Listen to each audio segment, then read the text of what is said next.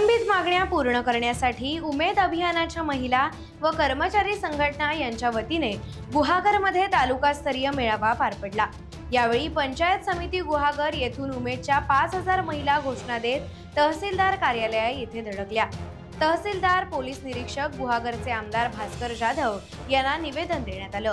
त्यानंतर रॅलीचं सभेत रूपांतर झालं।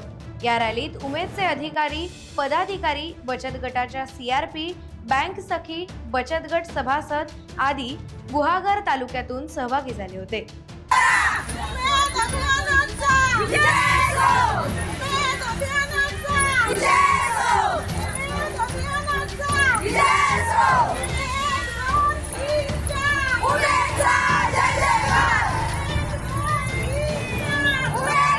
टाइम्स डिजिटलला लाईक करा, शेअर करा, सबस्क्राईब करा आणि बेल आयकॉन दाबायला विसरू नका। Times digital.